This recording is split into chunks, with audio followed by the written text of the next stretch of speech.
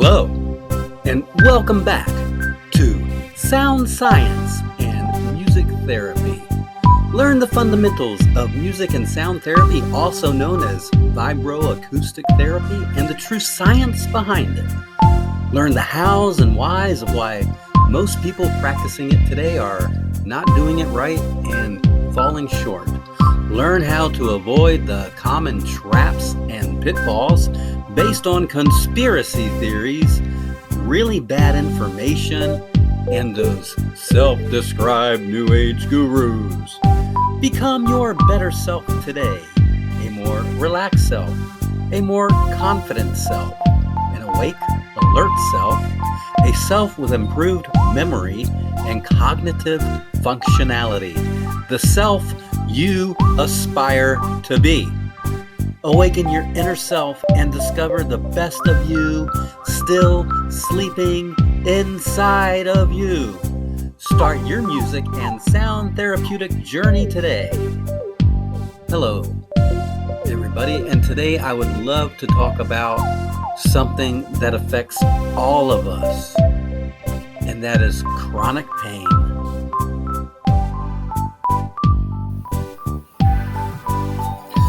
But it's not just chronic pain. It could also be moderate to severe fatigue, difficulty sleeping, joint stiffness, headaches, tingling, numbness, or burning or prickling sensations in the hands and feet, painful menstrual periods for, the other sex, irritable bowel, problems with thinking and memory, and that one is a widespread common one. And those are just the tip of the iceberg of the common ailments that a lot of us suffer from, right? Tenderness throughout the body, just overall fatigue, trouble with sleeping, irritability, all of these things. And we go to the doctor, we try to research, we try to live better lives, but yet nothing seems to work. Well, there is something that may work. Now again, I am not a doctor, I'm not a medical professional, I have no license, I do not practice medical anything in any state. Everything I say is for entertainment purposes only. All of this information is for you to peruse for your own enjoyment, and that's really it, guys. I suggest if you have real serious things afflicting you, that you do go see your medical professional, and you do what you need to do to take care of yourself accordingly.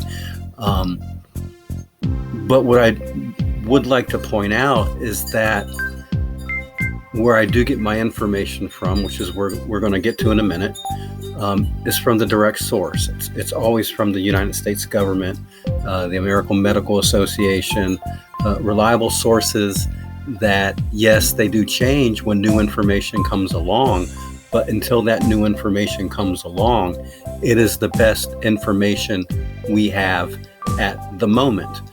And so that's all I can go on as a truism, so that we're not pushing disinformation or misleading information. And as they always say, the best part is the truth is better than any fiction we can come up with. So that's the best part about all this. But all of us suffer from these ailments, and it doesn't matter what age you are. You could be very young, which could also be attributed to growing pains and other things, and we'll get into that in a different episode. And also for the elderly, it could also be deterioration of the bone and shrinking of stuff, which also, just like growing pains, causes pains. So we will get into both of those in a different episode. But what I'm generically talking about is just, you wake up every day, but when you wake up, you still feel tired, right? You eat what you think is a good, hearty, balanced breakfast, healthy based on what you've learned, what they preach, but yet you don't feel energetic. You don't feel like just hopping up and being bouncy. And you slug away all day. And then it's time for lunch. And again, you eat the mundane because it's what you can get in the time period you have to get it in. And you figure you'll get something better later because you've been preparing this for a while now, and you're going to have this great dinner with you and your significant other. Only something comes up, neither of you can make it, so one of you brings fast food for dinner. And you know how it is, guys. Life just always takes over. But herein lies the devil in the details, and here's where we can start creating better habits, better ways of doing things. And we can only do that when we have a foundation to base those better ways of doing it upon. Otherwise, we're still trapped in doing the same thing over and over again. And as we all know, the definition of insanity is doing the same thing over and over again, expecting to get a different result. And so we must unlearn what we have learned. We must take a step into a different perspective than what you may not be used to perceive, and to look at things from a different angle, a different viewpoint. And like I said, the best part of it all is we will only be referencing official government and medical journals to do this. So with that being said, let's continue with what I found out about one of the best ways to, I wouldn't say heal, but to help alleviate these symptoms that does not use something that you consume. In other words, it's not going to be a pill. It's not going to be a drink, a tonic, a shot, a medicine.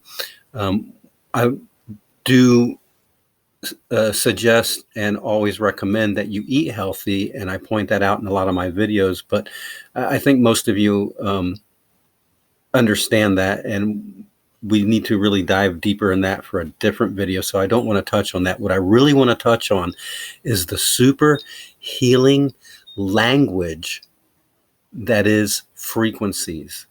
And the government knows this. All the governments know this. All the medical specialists know this. It's time that you know this. Okay, so without further ado, like I promised, here we are at the official government website. It even says an official website of the United States government, and proof of it is here's how you know. And this is part of the National Institute of Health, denoted by the NIH.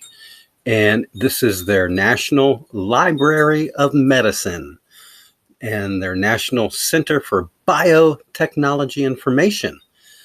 And this is PubMed Central. So we are officially at the right spot.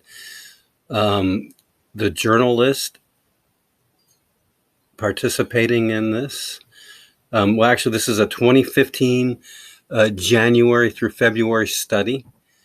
And it's the effect of low frequency sound stimulation on patients with fibromyalgia, a clinical study. Now, what I have to bring up, which is what I didn't want to bring up before, if you remember the entire intro to this video, I asked you if you felt tired, if you had headaches, if you had chronic pain, all of those things I mentioned. The medical establishment, right, they all want to wrap up real nicely into one word called fibromyalgia. And that way they can control it, because most people don't really understand what that word means. They associate it with only certain people that take certain medications, and they don't assume that it could be exactly what they are also suffering from, i.e. you may be also suffering from. So let's continue. This was written by Lily Nagdi, MD, Heidi Haunen, PhD, Pasqualino Macario, DC, Lee Bartel, PhD. And the abstract is the search for effective treatments for chronic pain, tiredness, restlessness, all of these things, all wrapped up into fibromyalgia, here and forevermore called FM, has continued for years. In other words, guys, this has been ongoing research. The present study premises that thalamocortical dysrhythmia is implicated in fibromyalgia, and that low frequency, right, sound stimulation, LFSS. Again, low frequency sound stimulation. Low frequency sound stimulation can play a regulatory function by driving neural rhythmic oscillatory activity. And the objective is to assess the effect of the low frequencies sound stimulation onto the fibromyalgia, which I'm assuming that would be specific. So if you're suffering from headaches, they would want to see how it affects the headaches. If you're suffering from muscle cramps, they'd want to see how it affects that. So basically, guys, this is an all-inclusive study on pretty much anything that ails the human body, all wrapped up real nicely in the clinical term fibromyalgia. So the method of delivery is the present open label study with no control group used, a repeated means, blah, blah, blah, blah, blah, blah, and treatments twice. And it goes into, here it is. What they delivered was a low frequency of 40 hertz, delivered using transducers in a supine position. Measures repeated before and after treatment. So the reason I'm skipping is, if you really want this, I will put the link to this official government website into the description, and you can go read the entire study for yourself, because this thing is very exhaustive, very extensive, and I really don't want to read the whole thing. I'm highlighting what they found out and what they are using to heal. And remember that, heal, not treat. Okay, that's a difference, although they do use the word treatment here. But I want to get into why I use the word heal. So including the and we'll continue reading so to prove that.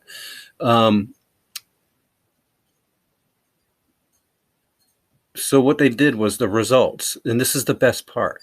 So significant improvements were observed with median scores, and the fibromyalgia 80% increase, the Jenkins Sleep Scale 90% better, the Pain Disability Index 49%, the medication dose out of all the people that participated in the study was reduced overall by 73.68% of the patients, and completely discontinued in 26.32% of the patients.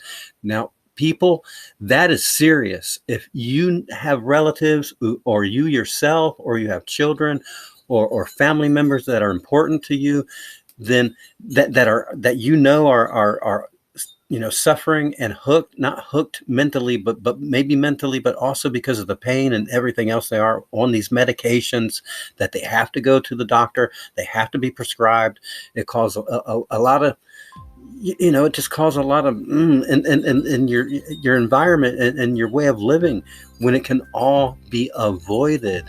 So the medication, I'm going to read that again. The medication dose was reduced in 73.68% of the patients and completely discontinued in 26.32%. And the pain, the cervical muscle range, motion increased, while muscle tone changed, the hypertonic, everything. So to conclusion, in the present study, the low frequency treatments had no adverse effects on patients. Now, that's important to note, because again, if people are taking prescribed medications, right, from doctors and what have you, that are supposedly the establishment medical facility, how many side effects do those list? Right here it states, right on the government official website, no adverse effects, and patients receiving the LFSS treatment showed statistically and clinically relevant improvement Further phase 2 and 3 trials are warranted.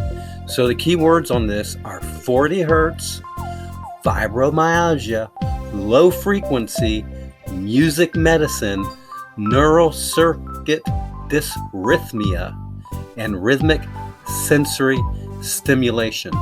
Now, for those of you that have been following my path down this journey to music and sound healing and therapy, you will note that I also made a video not that long ago on the kitty cat purr and it being at the 40 hertz level. So imagine a purring kitty cat sitting on your chest, purring at the 40 hertz, healing you. If you haven't watched that video, I suggest you go check it out. And again, I will leave this link in the description, although I sometimes don't get to that right away, so please don't hate on me if I don't. If I don't, it is really at the official ncbi.nlm.nih.gov website.